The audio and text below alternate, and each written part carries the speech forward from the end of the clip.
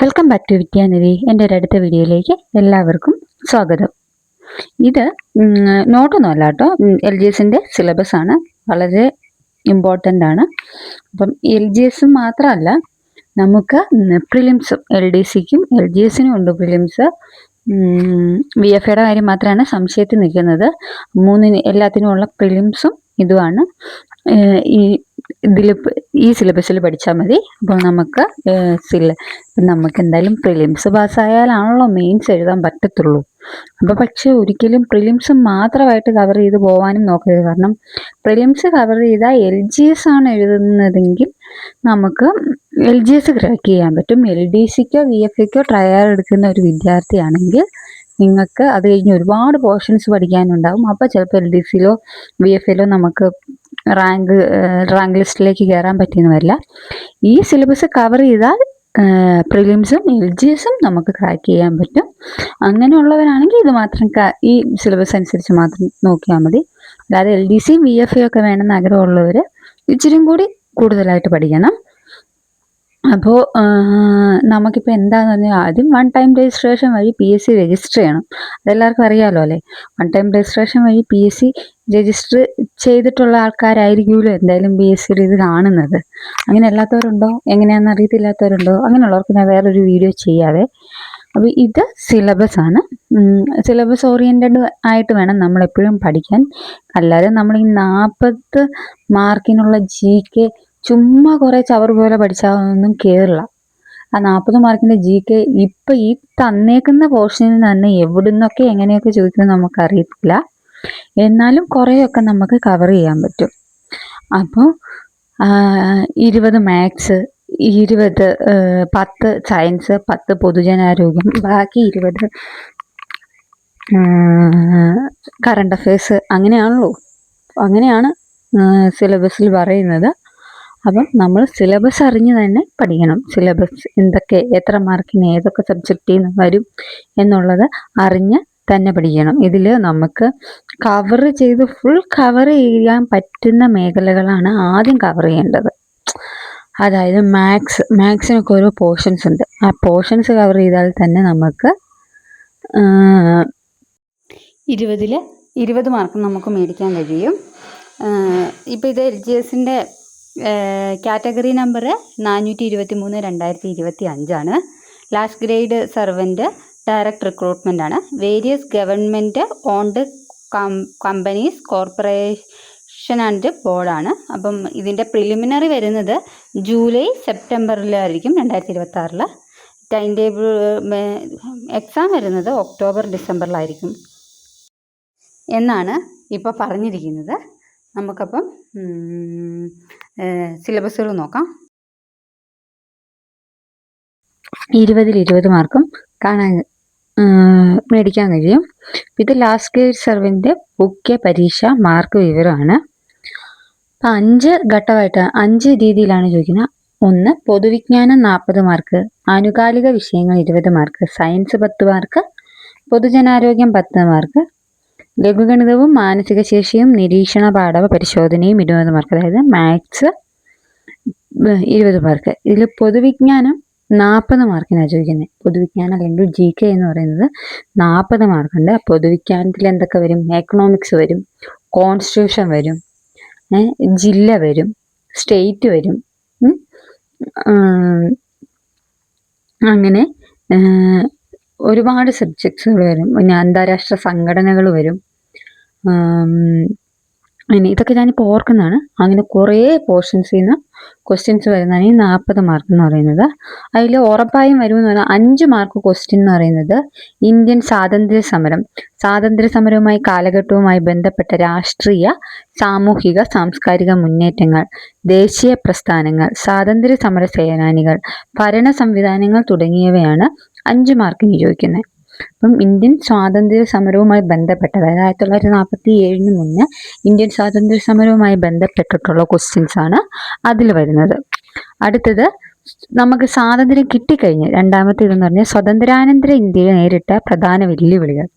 അങ്ങനെ ഒരു ചാപ്റ്റർ തന്നെയുണ്ട് 10ാം ക്ലാസ്സിലെ SCRT ഭയങ്കര ഇമ്പോർട്ടൻ്റ് ആയിട്ടുള്ള ചാപ്റ്ററാണ്. ആ ചാപ്റ്റർ തന്നെയുണ്ട്. അതിൽ ഒരുപാടുണ്ട്. അതിൻ്റെ അകത്ത് യുദ്ധങ്ങൾ, പഞ്ചവത്സര പദ്ധതികൾ, വിവിധ മേഖലകളിലെ പുരോഗതിയും നേട്ടങ്ങളും ഒക്കെ 5 മാർക്കിന് ചോദിക്കും. മൂന്നാമത്തെ, ഒരു പൗരന്റെ അവകാശങ്ങളും കടമകളും, ഇന്ത്യൻ ഭരണഘടന, അടിസ്ഥാന വിവരങ്ങൾ. അപ്പം ഒരു പൗരന്റെ അവകാശങ്ങൾ, അതായത് നമ്മൾ അവിടെ ചോദിക്കുന്നത് അമെൻമെന്റ്സ് ചോദിക്കും, അതായത് ഭേദഗതികൾ ചോദിക്കും, പാർട്സ് ചോദിക്കും.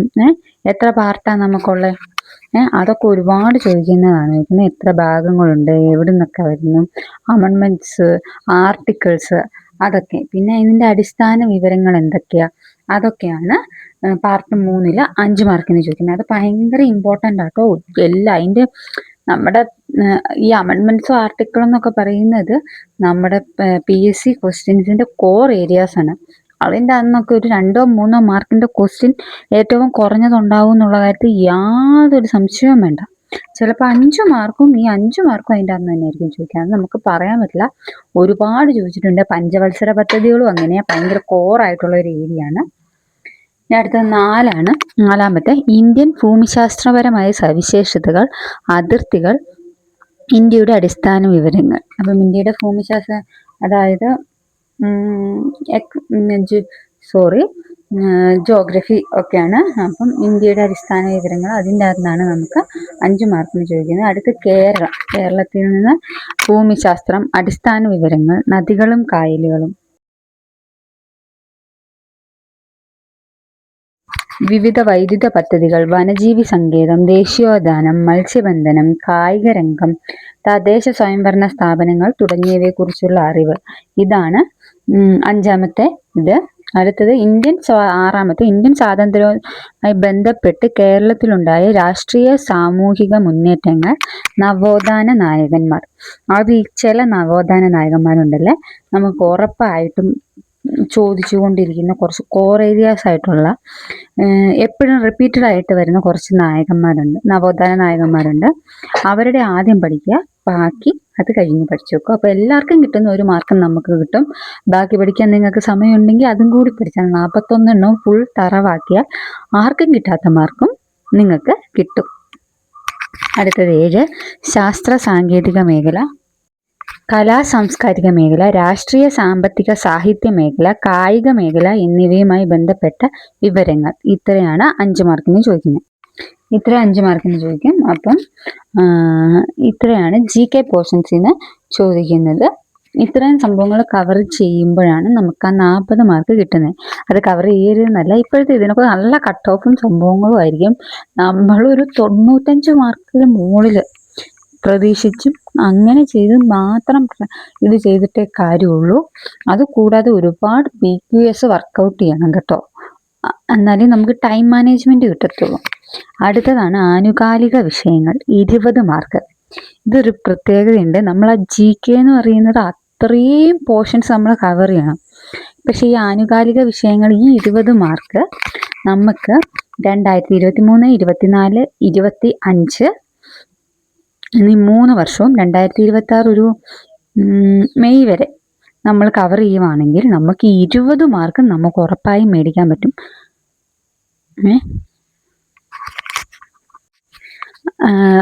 അപ്പം അത്രയും ഭാഗങ്ങൾ കവർ ചെയ്യാൻ നമുക്ക് പറ്റും.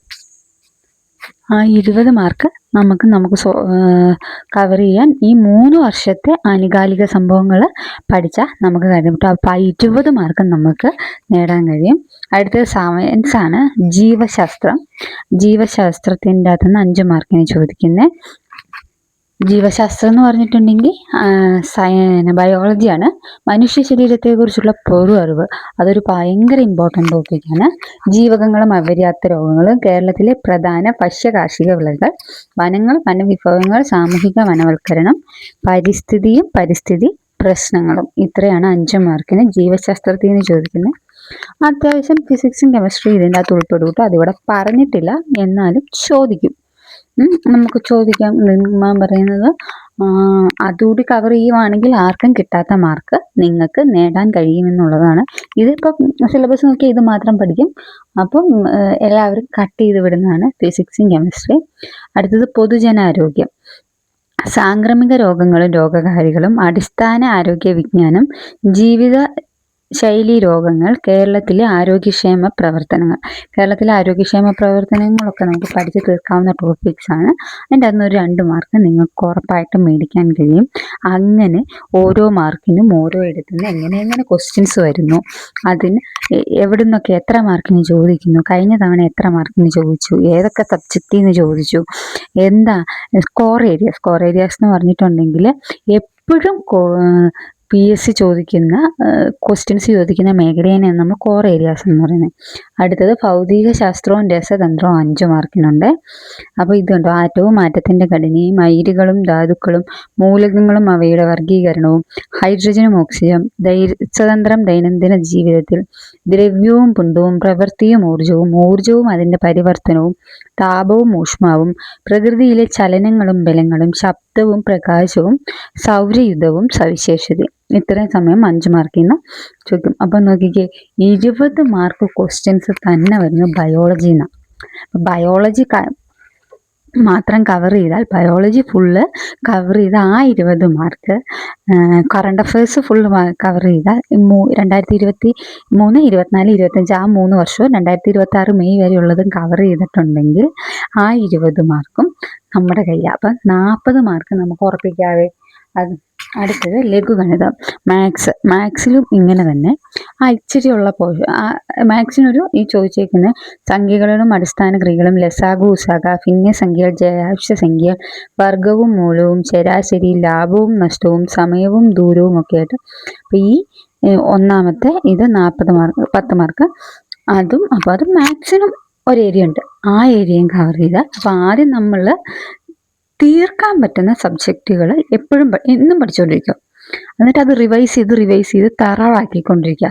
GK പഠിക്കണം. ഞാൻ പറഞ്ഞല്ലോ 95 മാർക്കാണ് നമ്മുടെ മനസ്സിൽ വിചാരിക്കേണ്ടത്. 100-ൽ 100 ഞാൻ മേടിക്കും എന്നുള്ള വിചാരത്തിൽ പഠിച്ചാലേ 100-ൽ 95 നമുക്ക് കിട്ടുള്ളൂ. കാരണം ഒരിക്കലും മടി വിചാരിക്കരുത്. മടി വിചാരിച്ചാൽ നമുക്ക് ഒരിക്കലും റാങ്ക് ലിസ്റ്റിലേക്ക് വരാൻ പറ്റില്ല. ഒരു ദിവസം ഒരു 1-2 പേജ് പഠിച്ചാലും റാങ്ക് ലിസ്റ്റിൽ കയറാൻ പറ്റില്ല. നമ്മൾ ഒരു ദിവസം ഒരു ടൈം ടേബിൾ തയ്യാറാക്കി തന്നെ പഠിക്കണം. അതിൽ ഉറപ്പായിട്ടും കറണ്ട് അഫയേഴ്സ് പഠിക്കാനും ഒരു സമയം, മാത്സ് പഠിക്കാനും ഒരു സമയം ഉറപ്പായി മാറ്റി വെക്കണം. അപ്പോൾ LDCക്കും LGSനും EFക്കും പ്രിപ്പയർ ചെയ്യുന്നതാണെങ്കിൽ ഇംഗ്ലീഷ് പഠിക്കാനും ഒരു ദിവസം ഒരു PQS എങ്കിലും വർക്കൗട്ട് ചെയ്യാൻ മാക്സിമം ശ്രമിക്കണം. അല്ലെങ്കിൽ ആഴ്ചയിൽ 3 ദിവസം ഉറപ്പായിട്ടും നമ്മൾ 3 ക്വസ്റ്റ്യൻ പേപ്പർ വർക്കൗട്ട് ചെയ്തിരിക്കണം. എങ്കിൽ മാത്രമേ നമുക്ക് ടൈം മാനേജ്മെൻറ്റ് പറ്റുള്ളൂ. അതുപോലെ എവിടെ നിന്നൊക്കെ എങ്ങനെയൊക്കെയുള്ള ക്വസ്റ്റ്യൻസ് ആണ് വരുന്നതെന്ന് അറിയത്തുള്ളൂ. ആ ക്വസ്റ്റ്യൻ പേപ്പർ വർക്കൗട്ട് ചെയ്യുമ്പോൾ ആ ക്വസ്റ്റ്യൻസിൻ്റെ ഉള്ളിൽ ഓപ്ഷൻസും പഠിച്ചു കഴിഞ്ഞാൽ തന്നെ കുറേ GK പോർഷൻസ്, നമ്മളൊരു പോർഷൻ എടുത്ത് കവർ ചെയ്യുന്നതിനേക്കാൾ കൂടുതൽ നമുക്ക് GK കവർ ചെയ്യാൻ സാധിക്കും. ഇതെൻ്റെ മെത്തേഡാണ്. നിങ്ങൾ പരീക്ഷിച്ച് നോക്കുന്നുണ്ടെങ്കിൽ നോക്കിക്കോ. അപ്പോൾ അതിൽ ഞാൻ ഒരു എക്സാമ്പിളിന് വേണ്ടിയിട്ടൊരു ക്വസ്റ്റ്യൻ പേപ്പർ ഞാൻ അങ്ങനെ ചെയ്ത് അതിൻ്റെ ഓപ്ഷൻസിൻ്റെ ഇത് ചെയ്ത് ഞാൻ എൻ്റെ ഇതിൻ്റെ അകത്ത് ഇട്ടിട്ടുണ്ട്, എൻ്റെ ചാനലിൽ ഇട്ടിട്ടുണ്ട്. നിങ്ങളൊന്ന് കണ്ടു നോക്കുക. നിങ്ങൾക്ക് ഉപകാരമാണെന്നുണ്ടെങ്കിൽ സപ്പോർട്ട് ചെയ്യുക. അപ്പോൾ ഇത് രണ്ടാമത്തെ. മാനസിക ശേഷി നിരവധി ഗണിത ചിഹ്നങ്ങൾ ഉപയോഗിച്ചുള്ള ക്രിയകൾ, ശ്രേണികൾ, സമാന ബന്ധങ്ങൾ, തരം തിരിക്കൽ, അർത്ഥവത്തായ രീതിയിൽ പദങ്ങളുടെ ഒറ്റയാണി കണ്ടെത്തൽ, വയസ്സുമായി ബന്ധപ്പെട്ട പ്രശ്നങ്ങൾ, സ്ഥാനനിർണ്ണയം. ഇത്രയാണ് മാത്സിൽ നിന്ന് ചോദിക്കുന്നത്. അപ്പോൾ ഇത്രയാണ് സിലബസ്. ഞാൻ വീണ്ടും പറയുന്നു, ഒരു ദിവസം നിങ്ങൾ PSCക്ക് വേണ്ടി ഇറങ്ങിത്തിരിക്കുന്ന വ്യക്തിയാണെങ്കിൽ ഒരിക്കലും മടി വിചാരിക്കരുത്. മടി വിചാരിച്ചാൽ നിങ്ങൾക്ക് കയറാൻ പറ്റില്ല. ഒരു ദിവസം ഇന്ന് തുടങ്ങണ്ട, ഞാൻ നാളെ തുടങ്ങാം, നാളെ കഴിഞ്ഞ് തുടങ്ങാം, അങ്ങനെ വിചാരിച്ചുകൊണ്ടിരുന്നാൽ നിങ്ങൾ ഒരിക്കലും പോയില്ല, നിങ്ങൾ റാങ്ക് ലിസ്റ്റിൽ കയറുകയില്ല. പണ്ടൊക്കെ PSC കിട്ടുന്നത് ഭാഗ്യപരീക്ഷണം ആണെന്നൊക്കെ പറയുന്നത് വെറുതെയാണ്. നമുക്ക് ഭാഗ്യം വേണമെന്ന് ഞാൻ വിചാരിക്കാറുണ്ട്. അതൊരു 20%. ബാക്കി 80% നമ്മൾ വർക്ക് ചെയ്യണം. 50-50 ഒന്നുമല്ല. താൻ പാതി ദൈവം പാതിയല്ല. നമ്മൾ വർക്കൗട്ട് ചെയ്യേണ്ടതാണ് 80%. ബാക്കി 20% ദൈവം നമുക്ക് തന്നോളൂ എന്ന് വിശ്വസിക്കുന്നതാണ്. അപ്പം നമ്മൾ അതുപോലെ വർക്കൗട്ട് ചെയ്യണം, അതുപോലെ പഠിക്കണം. എങ്കിൽ മാത്രമേ നമുക്കൊരു ഈ വരുന്ന LGS, ഈ വർഷം എത്ര ഓപ്ഷൻസ് ഉണ്ട്, LGS, LDC, VFA, അതുപോലെ ഡിഗ്രിക്ക് ചെയ്യുന്നവരായിരിക്കും ഡിഗ്രി പ്രിലിംസ് മെയ് 2-നും മെയ് മാസം ലാസ്റ്റുമായിട്ട് 2 എക്സാം. ജൂണിൽ ഇതിൻ്റെ ഡേറ്റ് മാത്രം വന്നിട്ടില്ല. അപ്പം അങ്ങനെയുള്ളവർക്ക് അതും ഒക്കെ ആയിട്ട് ഈ വർഷം ഒരുപാട് എക്സാംസ് നടക്കുന്നുണ്ട്. അപ്പം അത് ഞങ്ങൾ നേടും എന്ന് വിചാരിച്ച് തന്നെ ഞാൻ നേടും, എന്നെക്കൊണ്ട് കഴിയും, അയ്യോ ഇത്രയും പേര് PSC എഴുതുന്നുണ്ട് എനിക്ക് അതിൻ്റെ അകത്ത് കിട്ടുമെന്ന് ചിന്തിക്കാതെ ആ 100 പേരിൽ ഇപ്പം 100 പേരിലാണ് ജോലി കിട്ടുന്നതെങ്കിൽ ആ 100 പേരിൽ ഞാൻ കാണുമെന്ന് ഉറപ്പിച്ച് തന്നെ നിങ്ങൾ പഠിക്കുക, നിങ്ങളെക്കൊണ്ട് കഴിയും. അപ്പോൾ അടുത്ത വീഡിയോ ആയിട്ട് കാണാം. അപ്പോൾ എല്ലാവർക്കും ഓൾ ദ ബെസ്റ്റ്. എൻ്റെ ഞാനിപ്പോൾ ഇരിക്കുന്ന ക്ലാസ്സുകളൊക്കെ ഒന്ന് കണ്ടു നോക്കൂ. നിങ്ങൾക്ക് ഗുണമുണ്ടെന്ന് തോന്നുകയാണെങ്കിൽ സപ്പോർട്ട് ചെയ്യൂ, ഇല്ലെങ്കിൽ ഡിസ്ലൈക്ക് ചെയ്യൂ. അപ്പോൾ താങ്ക് യു ഓൾ.